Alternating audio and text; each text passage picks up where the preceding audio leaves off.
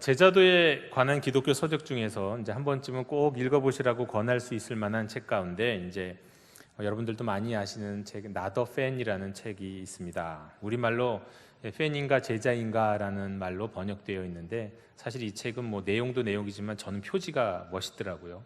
까만색에다가 빨간색으로 표지를 잘 만들어 놓은 책입니다.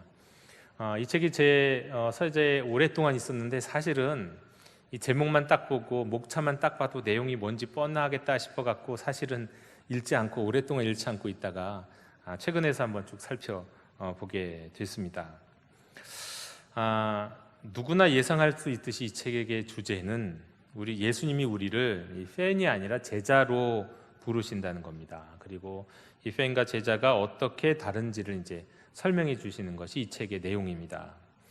일단 이런 팬 하면은 생각나는 게 뭡니까? 팬은 어떤 사람입니까?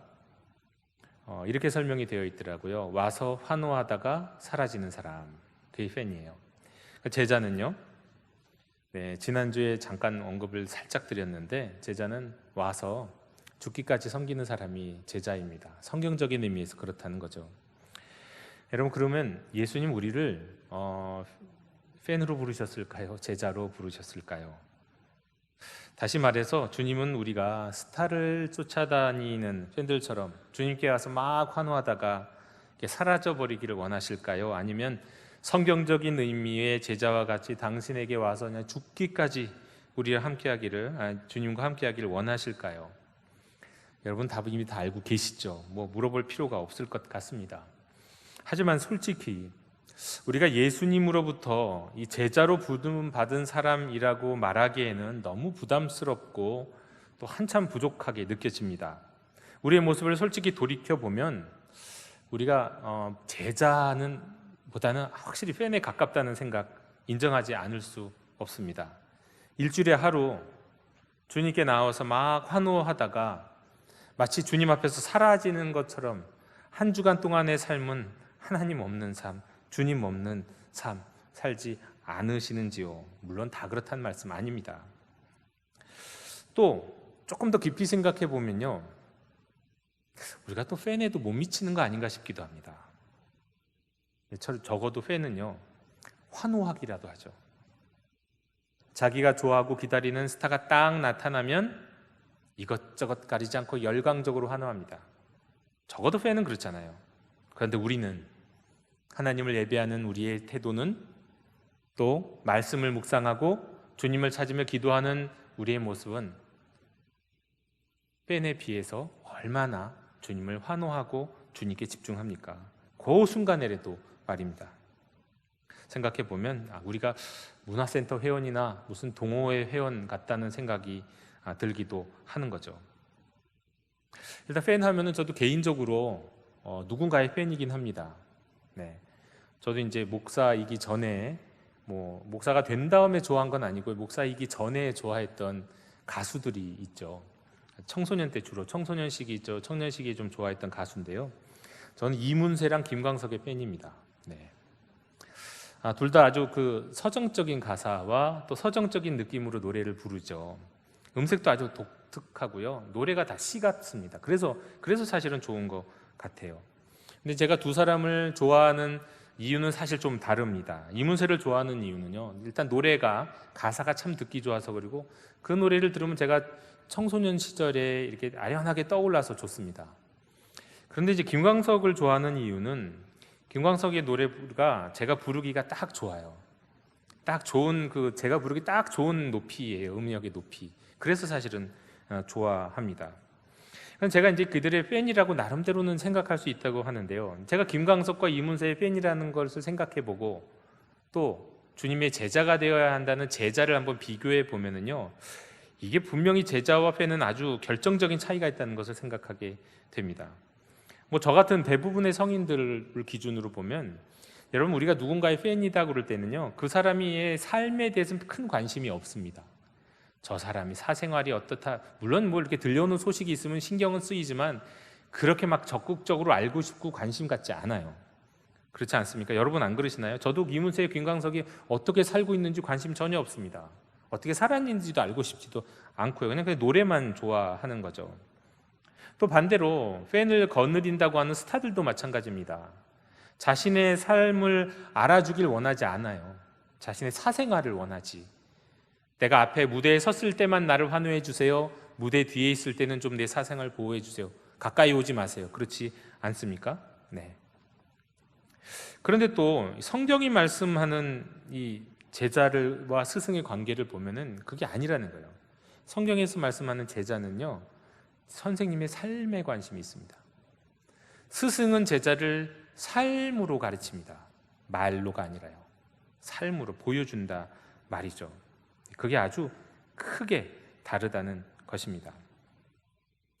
그리고 또 좀 더 확인하고, 그럼 이렇게 생각하는 것이 팬과 제자의 차이라고 한다면 좀 확인하고 또 넘어가야 될 질문이 또 있습니다. 여러분, 우리가 예수님의 팬이라고 하면 그거 갖고는 부족한 겁니까, 정말? 우리가 꼭 예수님의 제자가 되어야 되나요? 일단은 우리는 생각해 봅니다. 예수님 우리를 제자로 부르셨으니까 제자가 된다는 생각할 수 있는데요, 관점을 달리해서 말하면은 이렇게도 질문을 할 수 있습니다. 우리가 예수님의 팬으로 살면 우린 구원받을 수 있는가? 그러니까 예수님의 팬으로 사는 것으로 충분하다는 말은 예수님의 팬으로 사는 구원받을 수 있는 거 사실 같은 질문일 수 있거든요. 여러분 어떻게 생각하십니까? 팬과 제자는 정말 큰 차이가 있는데요, 분명한 차이는 뭐냐면요, 스타들은 자기 팬을 알지 못합니다. 물론 몇 명은 알 수 있어요. 뭐 팬클럽 회장 정도 알 수 있고, 그건 이제 사무적인 일이기도 하니까. 근데 팬 하나하나가 뭐 하는지 몰라요. 이 세상에 이 땅 어디에 자기 팬이 있는지 모릅니다. 그런데 스승은 압니다. 스승은 제자를 알아요. 그게 아주 결정적인 차이죠. 마지막 때에 우리가 예수님의 팬으로 살았다면 우리 주님이신 예수님이 팬인 우리를 내가 너를 안다 말씀하실까요? 제자는 되어야 내가 너를 안다 말씀하지 않으시겠습니까? 내가 너를 도무지 모른다. 아니 저는 주님을 주여 주여 외치고 주의 이름으로 기적도 행했는데요. 그래? 그런데 넌 팬이었지 내 제자는 아니야. 그렇다면 우리 구원 받을 수 있는 건가요? 이런 질문이 이제 당연히 생긴다는 겁니다. 여러분, 우린 자꾸 어떻게 교리적으로 믿음의 단계, 그러니까 믿어서 구원받는 단계랑 좀 더 제자로서 성숙하는 단계가 따로 있을 거라고 생각하지만 성경에선 그렇게 구분하고 있지 않습니다. 현실적으로. 그럼 교리적으로 그렇게 자꾸 사람들이 구분하고 싶은 거죠. 어디 그렇게 구분이 되어 있습니까? 우리는 모두 예수님이 부르신 모든 사람들은 처음부터 제자로 부름받은 거예요. 다만 그 제자로 부름받는 과정 속에서도 제자에 다른 게 이르지 못하고 수많은 팬과 무리들에 섞여서 거기에서 머물고 많은 수많은 사람들이 있는 거죠.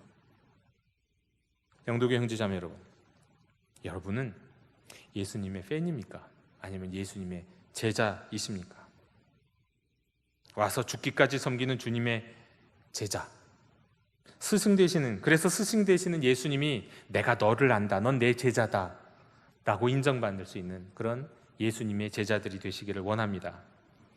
그러면 이 제자가 된다는 거, 이걸 이제 제자도라고도 하고요, 뭐 제자의 길, 제자됨이라고도 말하는데, 이건 좀 더 구체적으로 어떤 뜻일까요? 여러분, 원래 이 제자도라고 하는 건 그리스어에서 이제 문자적으로 보면 그냥 학생이 된다는 뜻이죠.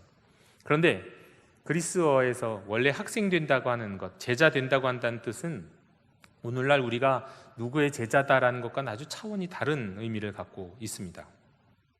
적어도 누군가의 학생이라면, 누군가의 진짜 제자라면요, 일주일에 하루 이틀 가서 얼굴 보는 관계 아닙니다. 그건 제자가 아니에요. 수강생이지.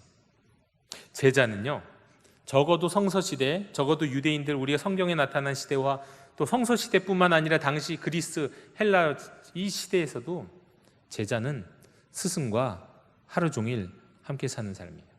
그게 제자입니다.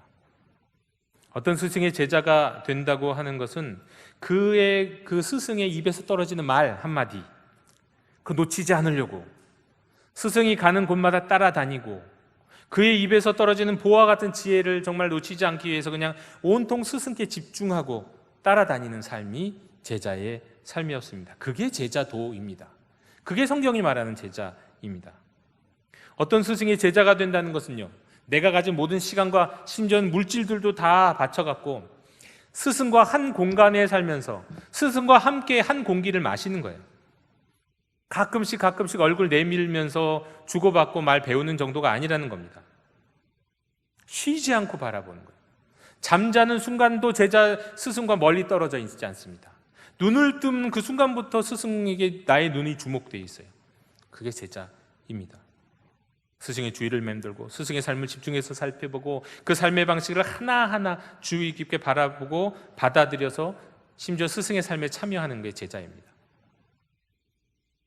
오늘 우리가 읽은 성경 말씀 속에 이 세례 요한의 제자였던 이들 가운데 두 사람이 나옵니다. 그들이 이제 예수님의 제자로 바뀌는 장면이 나와 있습니다. 그 중에 하나는 베드로의 형제 안드레고요. 또 한 명은 정확히는 알 수는 없지만 아마도 요한일 것이다 추측합니다. 그런데 이 두 사람이 이제 세례 요한의 제자였다가 예수님의 제자가 되는 과정 속에서 이루어지는 대화를 한번 주목해 보십시오. 그들이 예수님이 하시는 말씀을 듣고 기이하다, 참 특별하다. 그래서 예수님을 따라다니기 시작했어요. 그리고 예수님이 그들이 따라오는 것을 보고 예수님이 물어보셨습니다. 너희는 무엇을 구하느냐 나한테?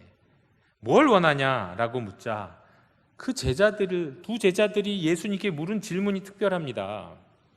어디 계십니까? 어디서 묵으십니까? 어디서 살고 거하고 계십니까? 머물고 계십니까? 이걸 물어봅니다. 여러분, 이게 사실 제자가 묻는 질문입니다.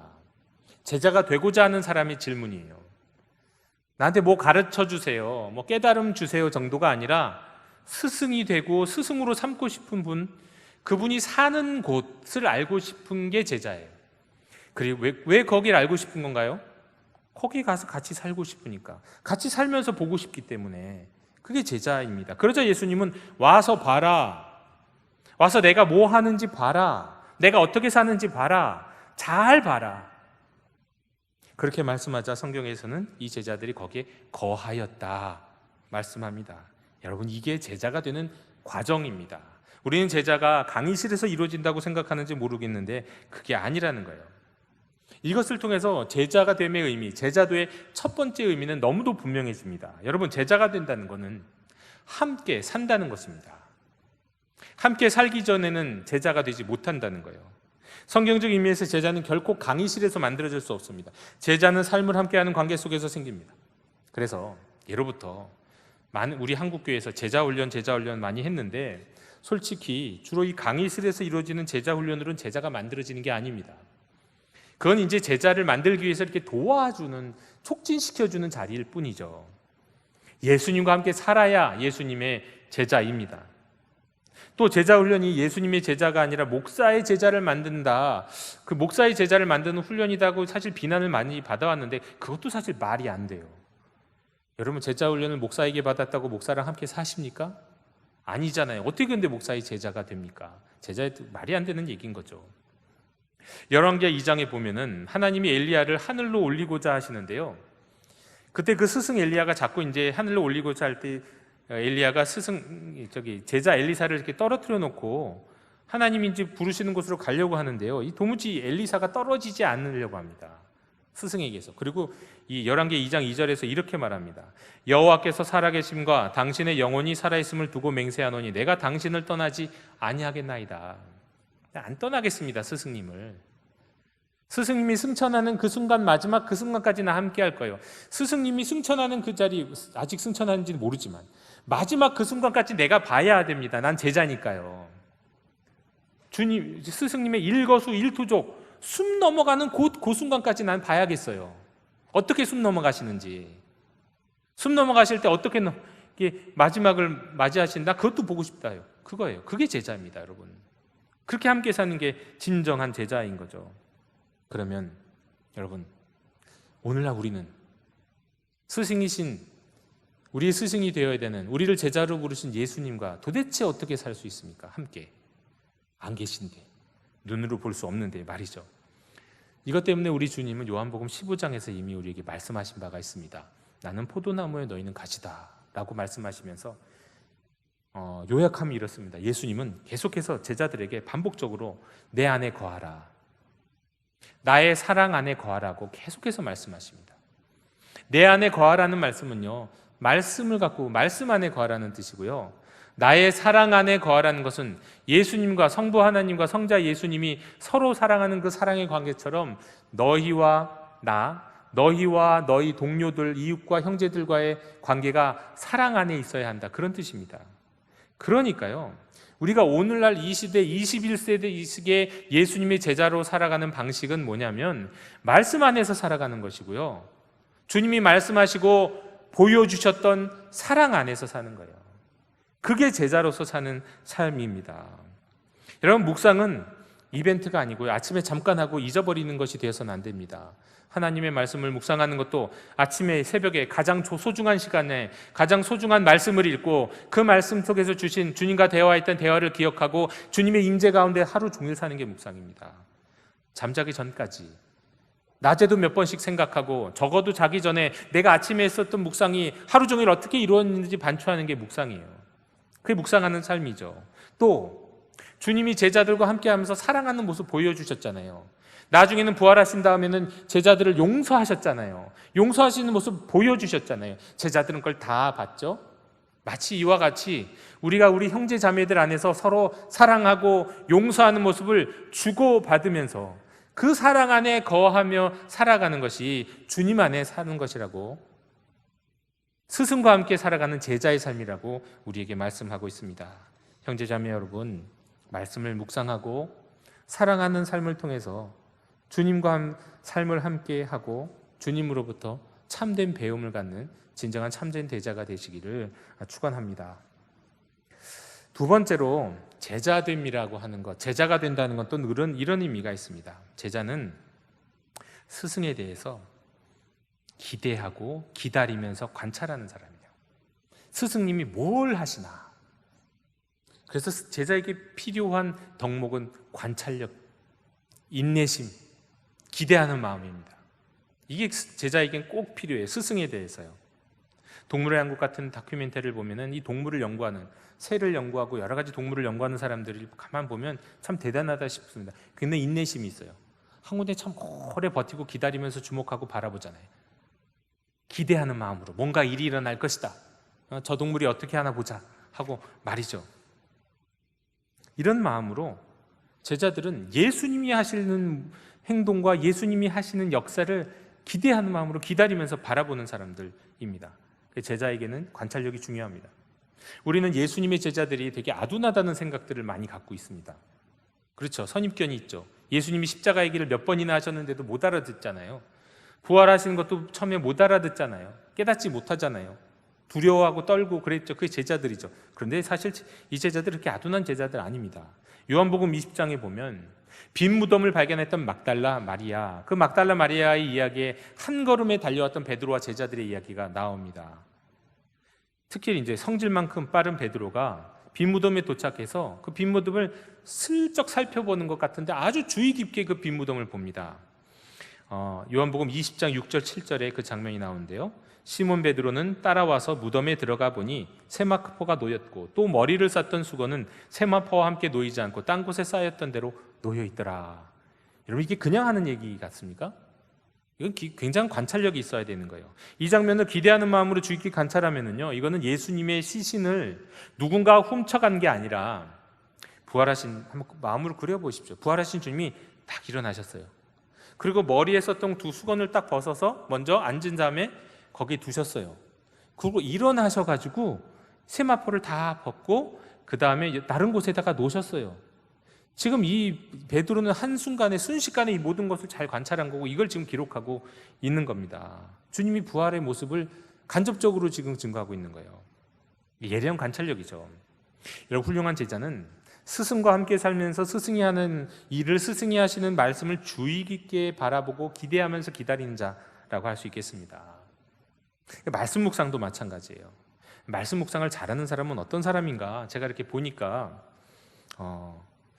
그렇습니다. 일단 그 하나님 말씀 묵상할 때 그 말씀 속에 행간, 자간, 그 한 줄 한 줄 사이에 뭐가 있는가 뚫어져라고 이렇게 쳐다보는 분들입니다. 말씀을 관찰하는 관찰력이 달라요. 네. 아주 사모하는 심령으로 말이죠. 그러니까 그 말씀만 잘 관찰하느냐, 그렇지 않습니다. 제 묵상을 잘 하시는 분들을 보면은 그분들은요, 자기의 삶뿐만 아니라 자기 주변에서 일어나는 일들 가운데 하나님이, 예수님이 무슨 일을 하시는지 잘 봐요. 주님이 역사하시는 것을 보고 관찰하고요. 아, 이거 지금 주님이 이룰 일을 이렇게 이끌어 가시는구나. 예리한 관찰력이 있다는 거예요. 이게 묵상을 잘하는 사람들의 특징인 거죠. 이게 바로 제자들의 모습인 겁니다. 영도교회 형제자매 여러분, 저는 우리 영도교회 모든 형제자매님들이 정말 하나님의 말씀에 대해서 탁월하게 관찰하고 또 우리 교회를 통해서 우리 가족과 이웃을 통해서 하나님이 하시는 일을 예민하게 관찰하고 깨달을 수 있는 여러분이 되셨으면 좋겠습니다. 그것이 2000년 전에 예수님과 함께 살았던 제자들이 살아가는 방식을 오늘 살아가는 우리들의 방식인 겁니다. 세 번째로 제자가 되는 또 다른 특징은 뭐냐면, 제자가 되기 위해서는 사회적 장벽을 넘어선다는 특징이 있습니다. 누가복음 10장에 보면 마르다와 마리아의 이야기가 나오죠. 언니 마르다는 여주인으로서 열심히 주님을 대접합니다. 그러나 여동생 마리아는 돕지 않고 예수님의 발치에 앉아갖고 주님 하시는 말씀을 듣고 있습니다. 언니로서 참 얄밉겠죠. 어떻게 안 얄밉겠습니까? 그럴 것 같아요. 그래서 이제 마르다는 예수님께 가서 마리아가 자신을 좀 도울 수 있게, 제가 말 안 듣는데 주님이 좀 시켜주세요라고 말합니다. 그런데 예수님은 그 마리아를, 발치에 앉아있는 마리아를 칭찬하시죠. 바로 그때 마리아가 하는 일, 그때 마리아가 하고자 하는 일이 무엇이었을까요? 언젠가도 말씀드린 바 있는데 39절을 잘 관찰하면 알 수 있습니다. 39절에 그에게 마리아라 하는 동생이 있어 주의 발치에 앉아 그의 말씀을 듣더니, 누가복음 10장 39절인데요. 마리아라는 동생이 있어서 주의 발치에 앉아 그의 말씀을 들었다. 이걸 잘 관찰하면 마리아가 하는 게 무슨 일인지 알 수 있습니다. 톰 라이트는 이 부분을 이렇게 얘기하는데요. 특별히 마리아가 예수님의 발치에 앉았다는 그 행동에 주목합니다. 일단 발치라고 하는 건 거리두기를 안 하고 있는 거예요. 요즘은 다 거리두기 안 하면 이게 사회적 예의가 아니잖아요. 발치는 1m도 안 되는 그 앞에 있는 겁니다. 그런데 그러니까 말하자면 이 마리아가 예수님의 삶 안으로 들어간, 사람들은 그래요. 저도 가끔 그런 분들이 계시는데, 이렇게 뭔가 대화를 할 때 너무 가까이 와서 대화하는 분이 있지 않나요? 가끔씩 부담스러울 정도로. 그런 분들이 가끔 있어요. 왜 이렇게 가까이서 얘기하시지? 이 정도 떨어져서 얘기해야 되는데, 이게 우리는 거리를 어느 정도 여기 침범하지 마세요라고 내 공간이라고 있는 거잖아요. 근데 지금 이 발치는 그 공간을 안으로 들어간 거예요. 이거는 이 마리아가 지금 예수님의 삶에 들어가겠다는 의지입니다. 자신이 예수님의 삶에 난 들어가고 싶어요. 또 발치에 앉았다는 거, 여러분 이 발치 앉는 행동 사실 2000년 전 유대 땅에서 여자들에게는 불가능한 일이에요. 기분 나빠도 어쩔 수 없습니다. 이게 2000년 전 일인데 요즘은 절대 그렇지 않죠. 요즘은 남자들이 발치 앉기 어려운 시대인데 예전에 그랬다는 겁니다. 여러분 그 시대 차별이 심했잖아요. 여성이 제자가 될 수 없는 시대였어요. 어떤 랍비에게 있어서 여성 제자가 있다는 건 그 랍비에게 매우 수치스러운 일입니다. 여성은 제자로 받아주지도 않았어요. 막달라 마리아라는 영화를 보면요, 이제 예수님의 제자들이, 남자 제자들, 사도들이죠. 나중에 사도들이 막달라 마리아가 예수님을 쫓아다니는 거, 자기들과 같은 비슷하게 쫓아다니면서 말씀 듣고 하고, 이거 되게 불편하게 생각해요. 왜냐하면 저가 봐라, 지금 여자인데 저가 지금 제자처럼 행동하고 있다. 저가 지금 여자 제자가 있다는 건 우리 스승에겐 불명예고 같은 제자인 우리에게도 부끄러운 일이야, 이거예요. 그래서 굉장히 불편하게 생각합니다. 베드로도 그렇고 다 이제 그랬을 겁니다. 아마도. 여러분 이런 거예요. 그 시대는 그랬다는 거예요. 그런데 마리아는 그런 행동을 했고요. 예수님은 그걸 칭찬하셨죠. 여러분 마리아는 제자가 되고 싶었던 거예요. 다른 말이 아니라 그것도 수제자. 밟지 않는 제자는 그냥 제자가 아니라 수제자입니다. 만약에 밟지 않는 제자는 예수님이 잠시 유고하시거나 안 계시면은요, 그걸 대신해요. 예수님 대신, 예수님 스승 대신에 너 이거 하고 네가 하고 지도하는 자리가 수제자 자리, 밟지 않는 자리예요. 지금 마리아는 그것을 탐냈습니다. 그런데 예수님은 그것을 칭찬하셨어요. 그래, 네가 원하고 갈망하는 거 좋아. 그래야 되는 거예요. 여러분 제자가 되는 거는 그렇게 탐낼 만한 일인 겁니다. 예수님의 제자가 되는 거는요, 예수님이 제자가 되기 위해서는 그런 사회적 장벽과 차별도 넘어서야 되는 것이고, 그런 거 넘을 수 있을 만큼 가치가 있는 겁니다. 제자가 되는 거 누구의 팬이 되는 그 정도가 아니라는 것을 기억하십시오. 제자가 되는 것, 이것은 구원받는 일일 뿐만 아니라 정말로 영광스러운 일인 겁니다. 예수님 우리를 그런 제자의 자리로 부르시고 계십니다. 네 번째로, 제자는요, 누가 제자냐?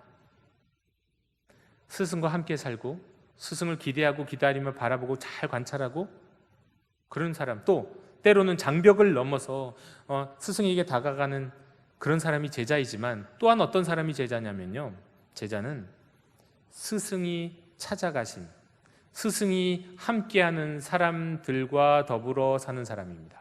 그게 제자입니다. 무슨 말이냐? 예수님이 찾으시고 예수님이 지키시고 예수님이 보호하시는 무리들과 함께 있는 사람이 제자입니다. 예수님이 찾아가신, 소외되고 멸시당하고 불행하고 자기 혐오에 빠져있고 가난하고 어리석고 병든 사람들, 그 무리들 말이죠. 그들과 함께 있는 사람이 제자입니다. 제자는 자신이 같이 있고 싶은 사람들을 선택하지 않아요. 그건 제자가 아니죠. 제자는 스승이 같이 있는 사람과 같이 있는 게 제자예요. 왜냐하면 제자는 스승과 함께 해야 되니까. 스승이 바라보고 스승이 돌보고 스승이 주목하는 사람과 함께 머무는 사람이 제자인 거죠. 그래서 제자는 사실 가만히 보면 자기가 함께하고 싶은 사람을 선택하는 게 아닙니다. 선택당하는 거죠. 스승으로부터. 여러분, 교회 역사 속에 많은 예수님의 제자들은요, 자신이 예수님을 따르지 않았더라면 어지간해서는 같이 머물리지 못할 사람들과 함께 했습니다. 자기의 인생의 마지막 순간까지도요. 생각해 보십시오. 120년, 130년 전 이 땅 조선 땅에 왔던 선교사들을 생각해 보십시오. 그때 우리 조선 땅에 있었던 우리나라 사람들을 기억해 보십시오. 이 수준 차이, 이 같이 있을 법한 사람일까요? 사실 생각해 보면. 그러나 왔습니다. 바울을 비롯한 12사도들이 마지막에 순교하는 그 순간, 그 순교하는 그 순간 함께 있던 사람들, 사실 그들은 이전에 베드로를 비롯한 이 바울을 비롯한 12사도들이 이전에는 한 번도 생각해 보지 못했던 그런 사람들과 함께 있다가 죽었습니다. 왜요? 주님이 거기에 함께 계시니까. 여러분, 선교는요, 우리가 복음을 갖고 가서 복음을 전해서 어떤 사람을 구령하는, 구원하게 이르는, 그게 선교가 아니에요. 선교는요, 주님이, 예수님이 함께 하시는, 먼저 앞서서서 함께 계시고 함께 하시고 사랑하시고 돌보시고 지키시는 예수님이 가 계신 그곳에 가는 게 선교입니다. 선교사가 개척자가 그래서 아닌 거예요. 개척자는 주님이신 거죠. 선교사는 주님을 따라가는 자인 겁니다. 그게 선교인 겁니다. 21세기에 예수님의 제자로 살아가기 원하는 우리들이 있어야 할 곳은 그럼 어디일까요? 역시 예수님이 계시는 곳입니다. 예수님이 주목하시고 예수님이 사랑하시고 예수님이 안타까워하시면서 예수님이 먼저 가셔서 돌보고 계시는 사람들, 그런 공동체, 그곳이 우리가 있어야 할 곳입니다. 영도교회 형제자매 여러분, 우리는 죄로부터는 어떻게든 빨리 속히 떠나야 할 것이지만 주님이 계신 곳이라면, 주님이 찾아가신 사람들이라고 한다면 우리가 끝까지 거기에 함께 머물 수 있어야 합니다. 그것이 제자됨인 겁니다. 여러분, 우리가 어느 날 하루아침에 제자가 되지는 않습니다. 제자가 되고자 했을 때 하루아침에 제자가 됐다고 해서 우리의 일상이 그냥 확 바뀌는 건 아니라는 겁니다. 그럼에도 불구하고 여러분, 우리가 주님의 제자가 되기로 헌신하고 또 주님이 머무시는 곳에, 그곳에서 주님과 함께 더불어 살기로 결단하고 나아가면 그 다음부터는 우리의 스승 되신 주님이 우리의 인생을 주장하시고 책임지시는 줄로 믿습니다. 거기서 우리를 온전한 제자로 만들어 가실 것이고요. 그리고 마지막 때 내가 너를 안다. 넌 나의 참 제자였다. 내가 너를 참 기뻐했다. 너 그때 참 잘했다. 칭찬하시고 위로하시고 우리를 구원하실 줄로 믿습니다. 여러분은 예수님의 팬입니까? 예수님의 제자입니까? 기도하겠습니다. 하나님, 저희로 주님의 제자 되게 해 주시옵소서. 저희가 많은 스타들을 쫓아다니고 따라하고 흠모하고 바라보는 팬들과 같은 인생이 아니라 주님과 함께 살기로 다짐하고 헌신하고 주님 앞에 나아가서 주님이 하시는 모습, 주님이 하시는 말씀 정말로 귀하게 여기며 하나도 놓치지 않기 위해 집중하고 관찰하는 그런 제자와 같은 삶을 살도록 인도해 주시옵소서. 21세기의 예수님의 제자들의 모습은 말씀 안에서 사는 것이고 사랑 안에서 사는 것인 줄로 믿습니다. 또 주님이 함께 하시는 사람들을 떠나지 않고 그곳에서 사는 것이 제자됨의 모습인 줄로 믿습니다. 우리 2부 예배를 통하여 하나님 앞에 나온 모든 주님의 백성들이 주님의 온전한 제자 되게 해 주시옵소서. 제자 되지 못하고 주변에서 떠돌며 방황하고 하는 무리에 머물지 않도록 하나님 저희들을 주장해 주시옵소서. 예수 그리스도 이름으로 기도드립니다. 아멘.